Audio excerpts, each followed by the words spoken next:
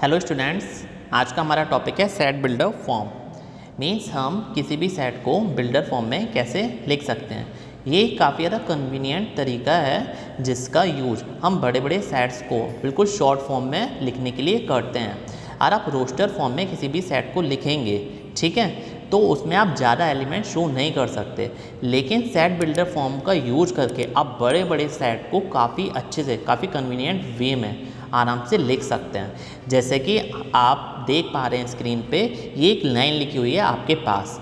यहाँ पे n क्या है? Natural number. तो इसको मैं पूरा डिस्क्राइब करूँगा ये कैसे लिखा और उसके हर पार्ट का क्या क्या मीनिंग है। आप वीडियो को एंड तक देखते रहिए। तो देखिए, सबसे पहले इसमें क्या लगा हुआ है? कर्ली ब्रैकेट्स, और वही आपका इसी पे एंड हो रहा है। मीन्स कर्ली ब्रैकेट ओपन हो रहा है, कर्ली ब्रैकेट बंद हो रहा है। इसको कर्ली ब्रैकेट भी बोलते हैं और कर्ली ब्रेसेस भी बोलते हैं, ठीक है।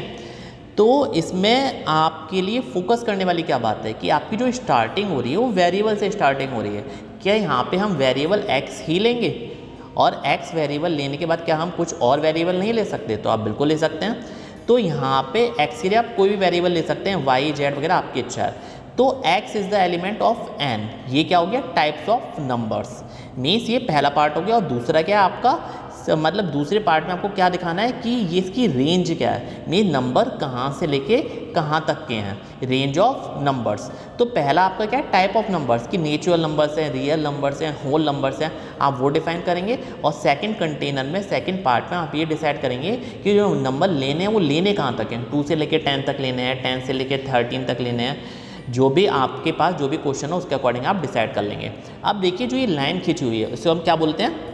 Such that. और जो ये इस टाइप का सिंबल लगा हुआ है इसको बोलते हैं बिलोंग्स टू, ठीक है। तो ये सच दैट जो आपका लिखा हुआ है इसको आप कॉलन से भी शो कर सकते हैं। तो जो लाइन खींची हुई है वो सच दैट हो गई, इस टाइप का जो सिंबल है वो बिलोंग्स टू हो गया, और जो आपका सेमी कॉलन है वो क्या हो गया? एंड हो गया। मीन्स आपने अपने इस सेंटेंस को ब्रेक करा और सेकंड पार्ट पे आप आ गए। तो x such that x belongs to natural numbers and the value of x is greater than 2 and less than 10। आप इसको ऐसे रीड कर लेंगे। तो इसका आप स्क्रीनशॉट ले लीजिए, लर्न कर लीजिए, नोट डाउन कर लीजिए। ये आपके जितने भी इसमें पार्ट्स दे रखे थे मैंने उन सबके नेम यहाँ पे लिख दिए हैं, मेंशन कर दिए हैं।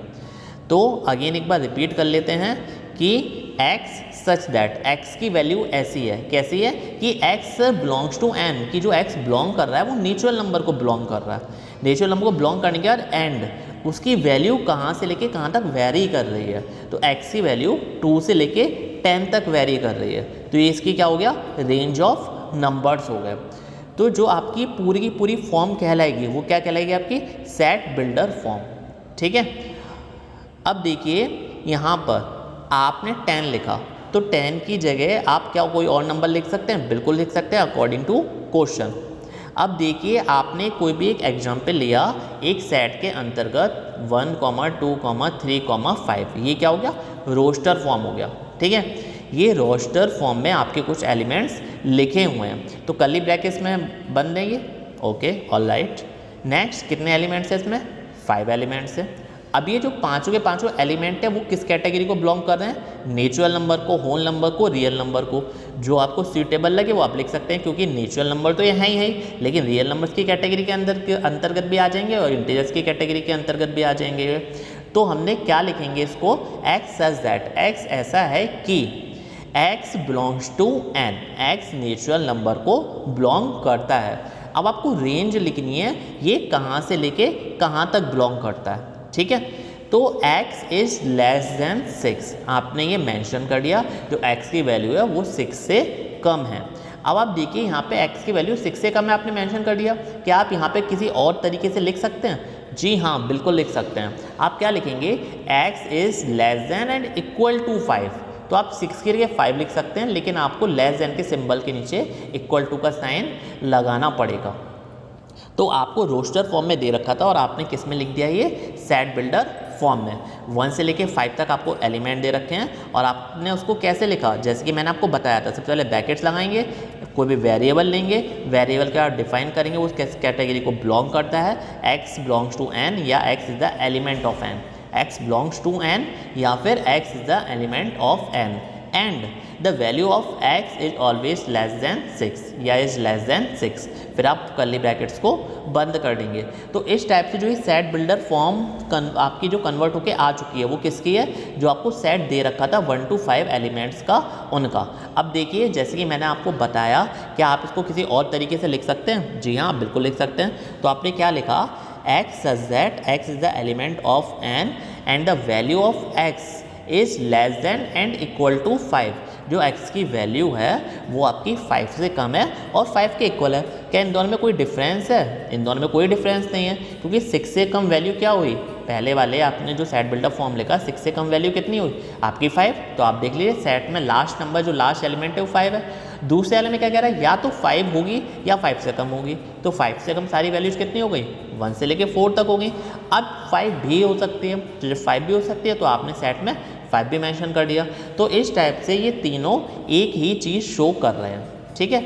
अब देखिए नेक्स्ट, क्या हम इसको ऐसे लिख सकते हैं? देखिए आपका नेचुरल नंबर तो है ही, मैंने आपको अभी एक और बात बताई थी कि आपका होल नंबर की कैटेगरी में भी आता है। तो x such that x belongs to whole numbers या x is the element of whole numbers and the value of x is greater than 0। जो x की वैल्यू है वो ग्रेटर देन 0 है एंड लेस देन 6, और उसकी वैल्यू कितनी है, 6 से कम है।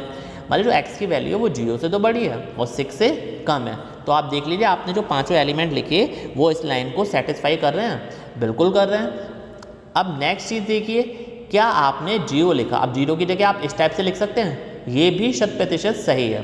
मतलब 0 से बड़ी वैल्यू चाहिए थी आपको x की, लेकिन लास्ट लाइन में आपके सेट बिल्डर फॉर्म में क्या लिखा हुआ है कि जो x की वैल्यू है 1 से बड़ी है या फिर 1 के इक्वल है, 1 से बड़ी है या फिर 1 के इक्वल है। तो आप देख लीजिए सेट में भी इस टाइप की वैल्यू आपको दे रखी हैं, जो 1 से बड़ी है, 1 के इक्वल है और 6 से छोटी है। तो इस टाइप से आपने सेट बिल्डर फॉर्म में कन्वर्ट करके अपने सेट को लिख दिया।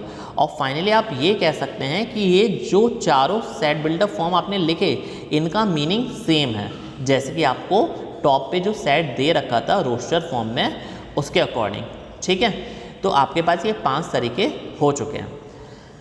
अब देखिए कि अगर एग्जाम में हम इस सेट को इन चारों में से किसी भी तरीके से लिखेंगे तो क्या मार्क्स कटेंगे? देखिए आपका जो सेट लिखा हुआ है वो आपका एकदम प्रॉपर लिखा हुआ है। सेट बिल्डर फॉर्म में आपने जो लिखा सारे रूल्स फॉलो करे हैं, आपने सच दैट का सिंबल भी लगाया है, ब्रैकेट्स भी लगाए हैं, रेंज भी लिखी है, किस कैटेगरी को बिलोंग कर रहा है वो भी लिखी है। इट मीन्स आपका ये एकदम सही है। अब आप देखिए कोई एक नेक्स्ट एग्जाम्पल ले लीजिए 2, 4, 6, 8। तो आप इसको कैसे मेंशन कर सकते हैं? तो देखिए x सच दैट x ऐसा है। अब x कैसा है पहले तो डिफाइन कर लीजिए कि किस कैटेगरी को बिलोंग कर रहा है।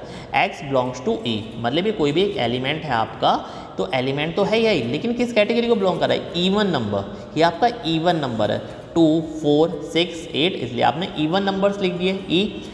एंड इसकी वैल्यू कहाँ तक है, कहाँ से लेके कहाँ तक, तो x की वैल्यू इज लेस देन 10 तक इसकी वैल्यू है। नेक्स्ट सेट लीजिए 3, 5, 7, 9, 11, इसको आप शो करिए।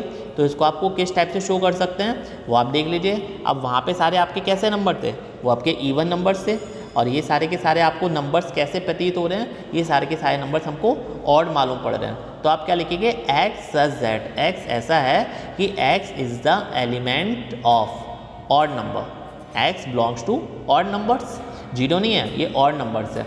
आपको रेंज लिखनी है कि ये ऑड नंबर्स कहाँ से लेके कहाँ तक वेरी कर रहा है। तो जो x की वैल्यू है वो 3 से तो बड़ी है या 3 के बराबर है, लेकिन 10 से छोटी है। तो 10 से जो आपकी छोटी वैल्यू है, यहाँ पे जो 10 लिखा हुआ है 10 नहीं आएगा, वहाँ पे आपका 12 आएगा। ओके।